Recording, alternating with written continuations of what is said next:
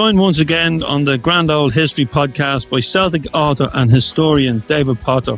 David is also the author of Charlie Gallagher's biography, and what a player Charlie was, not only a Celtic great but a Glasgow Irish great who sadly passed away recently and will be missed by all. And we were lucky enough to have both many conversations with Charlie, but you were also lucky enough to see him in the flesh playing. Something we never got. So thanks very much, David, for joining us for a chat. I've spent time in Charlie's company, as I says, an emotional interview done in Ballymena when he spoke about being capped for Ireland, the first Glasgow player and the first non-Irish born player to play for Celtic, and he was there along with his good friend John Fallon. And so as I said, I've had the pleasure of being in his company, and a lovely, not only was he a great of Glasgow, a great of Celtic, but he was just a lovely person and very modest about his achievements in the game. You wrote a biography. What was your impressions of Charlie, and you also seen him playing? Well, just exactly what you're saying there, I think, because he was indeed a very modest man and a very quiet-spoken man. By no means what you think of a professional football player. I mean, usually our professional football players, they're often a bit tough and a bit brusque and so on, but Charlie wasn't. He's a quiet-spoken, nice man, and you really possibly wouldn't even believe what a great football player he'd been, simply because he didn't really boast very much about himself at all, and he was just really a total gentleman. And in a way, that sort of reflected the way that he played the game, because he was always keen to avoid the hurly-burly of the game, the hard tackles, things like that. That wasn't for him. And he was usually a good enough player and a skillful enough player to avoid all the hard tackles. And the way that he could pass a ball was just absolutely tremendous. He seemed to be able to almost curl the ball around the defender and find someone like Bobby Lennox. Bobby Lennox in particular, I seem to remember getting quite a lot of goals from Charlie because, of course, Bobby Lennox needed the ball several yards ahead of him. Unlike Jimmy Johnson, who preferred it to his feet, Bobby Lennox needed several yards ahead of him. And Charlie was able to read this. And Charlie was able to understand that, and as I say, he was just such a lovely player to watch. You could sit in the stand or stand in the terrace and just admire the way that he could get in position for a ball, and once he had the ball, he knew more or less exactly where he wanted to put it. And there are other things about him as well. Of course, didn't seem to be the fastest of player, but he had a good turn of speed as well. And of course, he could take corner kicks. The two famous ones, one against Vojvodina and the one that started it all against Dunfermline in the Scottish Cup final of 1965. But in some ways, I think my favourite corner kick that Charlie Gallagher took was against Morton. One day, I think it was January the 25th, 1964, in a Scottish Cup game when Morton were running away with the second division championship. They were, 20 points ahead of anybody else, and they were clearly coming up. They were a very good side under Hal Stewart, and Celtic in 1964 weren't all that great. They improved from recent years, but they still weren't all that great. And a cup tie, Morton versus Celtic, and a lot of people thought we were in for a real shock today, but we didn't. And Celtic won 3-1, and there was a lovely corner kick that Charlie took. I think it was the middle goal. I think it was the second goal. Took it, and he scored direct from a corner kick. It was one of the few times in my life I've seen a goal scored direct from a corner kick. It was just deceived everybody, and of course it changed the game, and it won the game for Celtic. And of course, his other two corner kicks, well, I think I can still envisage him yet trotting across to take that corner kick for the goal that McNeil scored. Funnily enough, as I've possibly said before, I've no clear recollection of the ball actually going into the net, but I do remember Charlie Gallagher taking the corner kick and a chap beside me saying, "Mak it a good yin, Charlie." I remember that very well. And then the next thing, of course, McNeil had scored. Some people thought it was Tommy Gemmell who'd scored because from a distance we're away at the other end of the Hampden Terrace, which was a long, long way away. And vaguely the same colour of hair, so you could easily make a mistake. But of course, it was Billy McNeil. And then, of course, the one against Vojvodina have been replayed on television several times as well, many times as well. And we're always grateful to Charlie Gallagher for that. Yeah, and his family connection goes to Gweedore in County Donegal. His good friend Charlie McGinley, born there, and Charlie boasts that he had a junior Gaelic medal, which Paddy Crarand or Aidan McGeady didn't, because their families come from Gweedore as well. So they were from the same street, which is amazing. Paddy Crarand, of course, another one of your favourite ever players and one who broke your heart. But and another European winner, or European Cup winner. When you in your conversations with Charlie, because when I spoke to him for Gweedore, he was quite emotional, and I've spoke to his nephew Gaxi, because his dad retired to Gweedore, so it was always very close to the heart. In any of your conversations, did he take you back to Donegal or the family? Not many.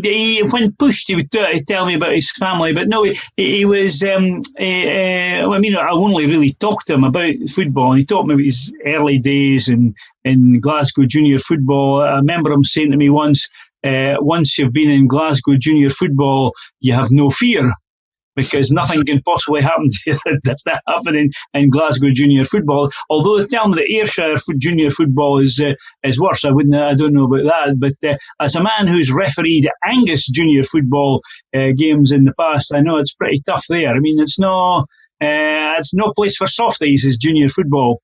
And he told me about how he actually got on very well with Willie Waddle of Kilmarnock. He was an apprentice with Kilmarnock for a while when Willie Waddle of ex-Rangers, was the manager of Kilmarnock. He was on a sort of schoolboy apprentice thing, and he got on very well with Willie Waddle and thought very highly of him. But of course, Celtic Park was the place that he wanted to be.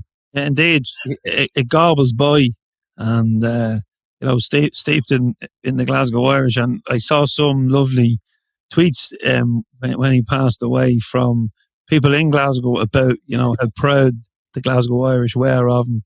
Not only for, his achievements at Celtic, but the fact that, he came home and pulled on the green jersey.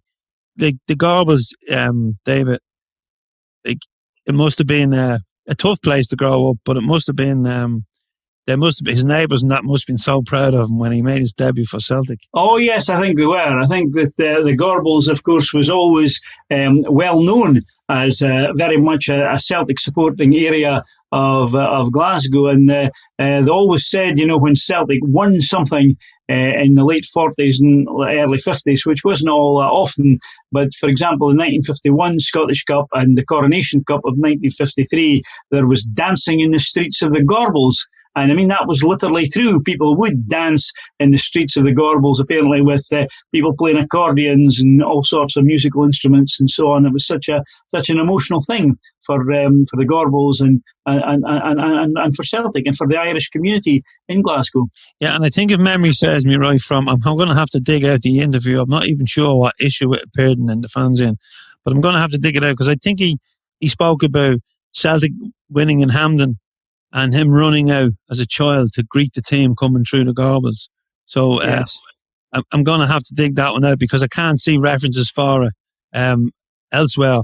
And, it's just a pity that every conversation, you had with the likes of Charlie and John Fallon, that you don't record them, because you get some gems, even outside the Pools office, when they're holding court, and, Jim McCalliog, the ex-Man United FA Cup winner.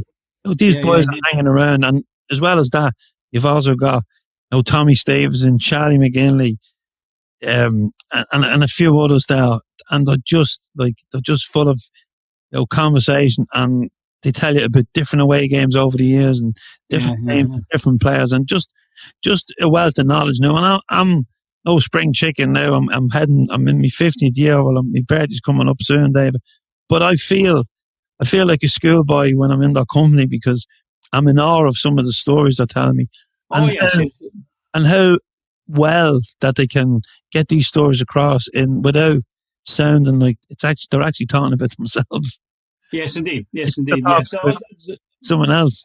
It's part of the match day experience of Celtic Park, which I've missed very much these past 18 months, I must say. I think it's, and I look forward to meeting some of them, although they're depleted now. I mean, there are people like John McLaughlin would turn up, and Charlie McGinley, as you say, and Jamie Foxx, people like that. They're guys whom I know well and who are, absolutely steeped in Celtic, far more so than even the likes of myself, who am from the east of Scotland. I'm not from Glasgow, so I'm not as steeped in Celtic as what that's what I want to be honest. That's what I want to be.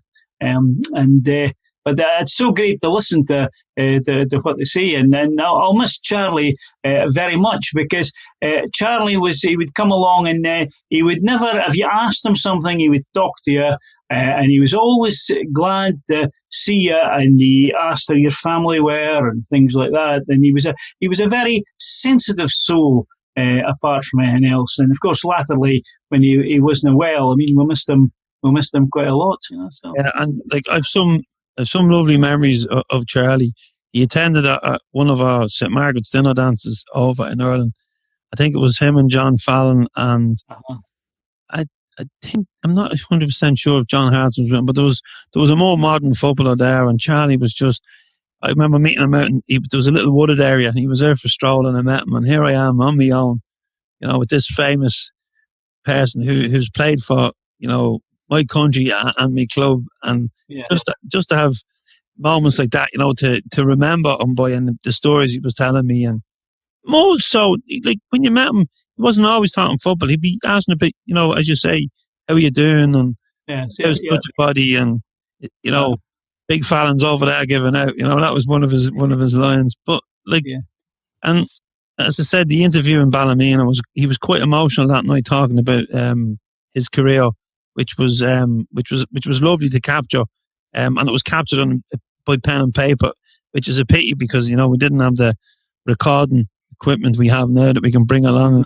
and do at these things. But a lovely memory I have of him, David, is before I knew him, the fanzine had just started, and I was selling outside the grounds, and he came up. He was driving a taxi at the time. He told me he was just parking his taxi. Didn't tell me who he was. I knew who he was. And he said, just trying to get the car parked. And it was £1 then for the fanzine, £1. He took his £1 out, he gave it to me. Like he was getting it for nothing, but he insisted on paying. And then when he walked away, another elderly gentleman came over and said, "You know who that is?" And I said, "I think I do, yeah." And he said, "That's the famous Charlie Gallagher." He says, "Keep that £1, And it was just lovely that a player of such stature would come up to a nobody, just a normal Joe Soap seller, because he obviously thought, I can read that in the cab later now. And then within a couple of months, I'd met him at a function, and we'd become, we kept in contact, and he just was, and I always felt, for the Lions that didn't play in the final, that they were kind of excluded at times from, that famous iconic image. And because, if we had to win in Seville, I don't think anyone would have said that John Hanson wasn't part of that team, because it was his goals that got us there. And I just think, like I had Gareth Southgate talking in the Euros the whole time about the squad, and the players that weren't playing. And I just wish that John Fallon, Charlie Gallagher, Yogi Hughes, and all those great players, John McBride, that didn't play in that final in Lisbon, got the respect that I think they fully deserve. Yes, indeed. Because, of course, it was Charlie played a large part in getting them to Lisbon. I mean, not least with the corner kick against Vojvodina, but he played in a few other games as well that season. And he put it this way, what stopped them getting in the team was Bertie Auld. But when Bertie Auld was injured or out, or Bertie got suspended now and again, and Charlie was in the team, there was no great difference to the team's performance. They were just as good. And of course, Charlie came very good in 1968, which in some ways is my favourite Celtic championship, when Bertie Auld was long-term injured. from about February onwards, and Charlie came in the inside left position, and basically Celtic were way behind Rangers in the league at that point. They'd lost they'd drawn against Rangers on January the 3rd, the time that John Fallon, unfortunately for John, let in 2 goals, which Celtic would have won. And Celtic didn't have to play Rangers again that season in the league. And so they were just dependent on other teams beating Rangers or Rangers cracking. And of course, this is exactly what happened, because Celtic played inspired football that year. They played so well that Rangers, you actually almost saw them beginning to crack when Celtic won their game after game after game. In particular, there were 4 away games, at which I was at all 4 of them. One was at St Johnstone, one was at Dundee United, one was at Hearts, and one was at Aberdeen. And these 4 grounds are very difficult ones to go to. And normally in any season, you would lose at least one game there, or you would draw a game perhaps in one of these 4 venues, but not this particular year, because they just played absolutely outstanding football. The game at Muirton Park against St Johnstone, one I think was a Monday night, if I remember correctly, for some reason, and they were just absolutely brilliant. And it was Charlie Gallagher who orchestrated it all. It was just sublime to watch Charlie that particular night. And St Johnstone, remember, in 1968, were no bad side. There was people like Henry Hall, and of course the following year they reached the final of the Scottish League Cup and so on. But that was just part of what 1968 was all about. And it was all about Charlie Gallagher's championship. And I think he deserves any amount of praise for that. And although you mustn't ever say, I don't like saying it was one man that won the league for us and so on, it is a team effort. Nevertheless, I'm quite happy on occasion to single out a player, and in particular Charlie Gallagher of 1968. Yeah, there's a wonderful article you wrote about that, and we put it up on the website this week. So if any of the viewers want to go and read in detail about that season, it really is a great article. And there's also a long read up, a chapter from your book up on the website as well, and that's really well worth reading if anyone else wants to delve into a bit more about Charlie, especially if we've younger viewers or listeners. But there were so many career highlights for Charlie at Celtic, because he'd come in at a time when Celtic weren't the best, and then he was there for golden years. Yes, and that's why we're paying tribute to Charlie, because that's the person he was, the player he was, and the time he played. His era was the most successful era in Celtic's history. What I give him a lot of credit for as well is that he survived, and I use the word advisedly, he survived the bad days when Celtic were run by a man called Bob Kelly, the chairman, who, for all his admirable qualities in other respects, he knew very little about football tactics. He knew very little about actual football. Unlike Jock Stein, who clearly did, and that was all the difference when Jock Stein came along. But Bob Kelly was able to get his own way over Jimmy McGrory and suggest this and thinking about with the teams and so on. And poor Charlie Gallagher, for example, played in the Scottish Cup final of 1961 on the wing. And he was not a winger. He was just simply not a winger. Willie Fernie played alongside him, and Willie Fernie was good, but Charlie Gallagher was just not a winger. He was a player, and I think we could all see that there was a future there someplace, but not on the wing. And then, of course, in 1962, 1963, things went from bad to worse. And 1964, he was beginning to come back again, Charlie. 1964-5, he did a few games as well. And he earned his place in the 1965 Scottish Cup final team against Dunfermline by a brilliant performance in the Scottish Cup semi-final replay one Wednesday night, 31st of March, if I remember correctly, against Motherwell.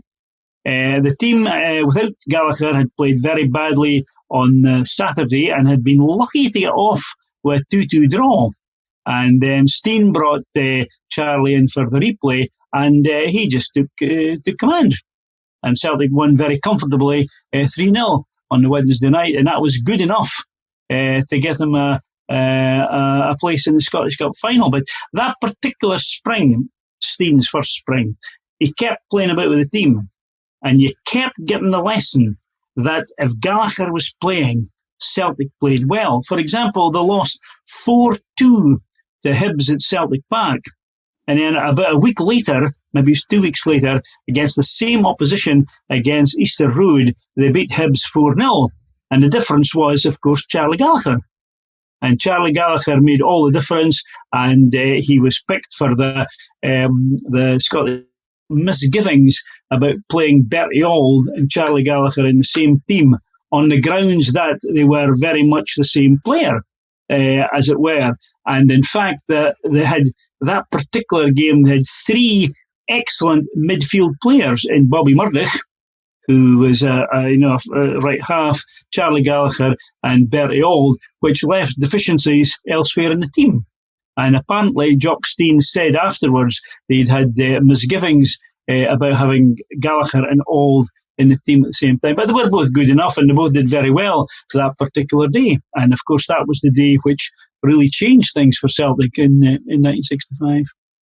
So I think we owe an awful lot to Charlie Gallagher in that respect. Yeah, and as you said earlier on, the famous corner kicks, there was like they've been. I've seen them replayed on the internet this week and on social media. Indeed. I think Celtic TV done a little tribute, and it was lovely to see the players wearing the black armbands in honour of Charlie, because he would have been humbled. He would have been humbled because he wasn't.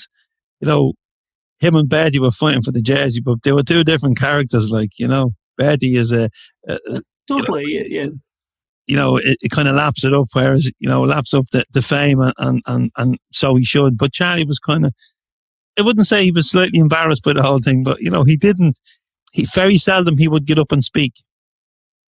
Yes, indeed. Whereas the problem with Bertie Auld and John Fallon is getting them to stop speaking. I mean, there's no problem in getting Bertie to get them to speak. They'll both speak. I mean, they've both been to our dinners in our club in Kirkcaldy, and they've both held the floor for hours now when we're wanting on to something else, Nobody had the courage to quite say that, but Charlie was so different. He was just like, as they kept saying about Jimmy Quinn in that long ago, he was just like an ordinary man. I mean, you would pass Charlie Gallagher in the street and just think he's just an ordinary Glasgow man. Whereas you would hear Bertie Auld saying, I'm Bertie Auld and I played for Celtic. And you would certainly hear John Fallon saying, I'm John Fallon and I played for Celtic. You would be in his company for about 5 seconds before he managed to work it into conversation. But Bertie Auld, Charlie Gallagher, totally different man. And funnily enough, I several times I went to Charlie's house, and his wife, Mary Rose, I think her name is, a fascinating character in her own right, because she used to be an opera singer. Not in the professional stage, but in the amateur stage. She was an singer. She was taking parts like, for example, Katisha in the Mikado. The one on a tree by a river, a little town. That one, apparently she sang that one.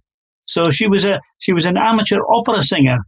Fascinating character in her own right. She was a lovely lady. She still is a lovely lady. And of course, his daughter, Claire, is the head mistress of St. Moden's High School in Stirling.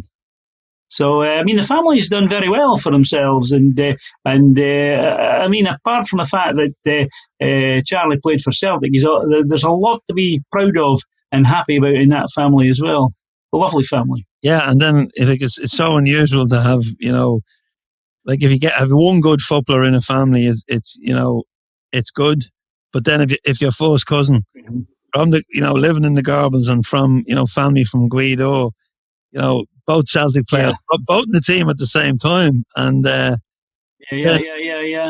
and both Charlie featured in Celtic's run for the European Cup, and then I'm sure Paddy Creran thought, "Geez, what did I leave Celtic for? I could have won a European Cup." But the following year he wins it with Manchester United.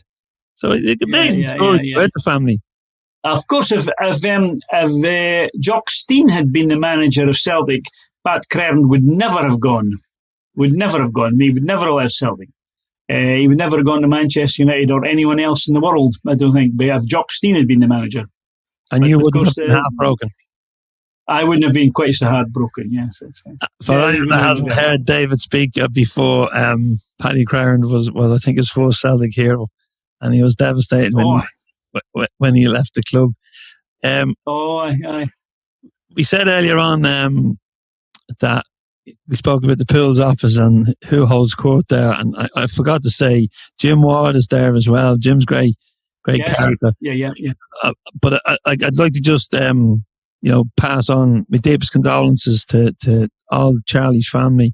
Yes, I've been in contact with Gagsy, who's his nephew, and he was just so proud of his uncle, and like Tommy Stevenson, was very good to Charlie, bringing him around and that, and of course Charlie McGinley and Big John Fallon was the double act, the quiet man and the not so quiet man.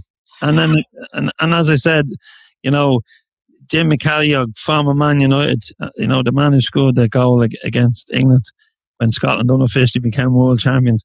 He put up a lovely tribute as well this week on social media to Charlie. So I think Charlie would be humble, David. But I'm going to leave the final word to you about Charlie. If you can just sum up Charlie from, his career and his life. I would say that in some ways, Charlie Gallagher is the microcosm of Celtic, in the sense that he's of Irish origins, as Celtic were, and after a struggle, he came good. Now, Charlie's struggle was, of course, in the early 60s when the club was badly managed, when Charlie, a man of undoubted talent, didn't really get a chance to produce the talent simply because he kept being mucked about so much by horrendous and eccentric and bizarre team selections. But he stuck to it. 1963, when Charlie was not getting a place in the Celtic team, was when we lost 3-0 in a Scottish Cup final replay to Rangers, the time that the Celtic end evaporated after Rangers scored the third goal. 60,000 turned their backs on Celtic. Now that was devastating enough for us. What must it have been like for Charlie Gallagher as a young player who wasn't even good enough to get into that team, apparently? But he stuck to it. He worked hard. He gradually found his way back. He was there when Jock Stein arrived. He eventually won over Jock Stein. Jock Stein occasionally got the impression, Charlie thinks that Jock Stein didn't always like him. I don't know whether that's true or not, but he was certainly good enough to play his part in the Lisbon triumph, and certainly he played his part in the 1968 championship. He then actually disappeared almost immediately after that. It was almost as if that was meant to be Charlie's role in life, to win the championship for Celtic in 1968. And I certainly would never minimise the contribution that he's made to Celtic Football Club. But he also symbolises Celtic Football Club in another way. It's the kind, compassionate, loving part of Celtic Football Club. Now, I know there's some unpleasant things that have happened at the club. We know that. But there's also the other side as well, the nice side, the compassionate, the humanitarian side. And I think in many ways, Charlie Gallagher encapsulates that. I think Charlie Gallagher possibly deserves any place that anyone cares to give him in the pantheon of great Celtic players and great Celtic men. Well, David, I'm going to leave the last word with you. Charlie, rest in peace. Rest in peace, Charlie Gallagher. R.I.P.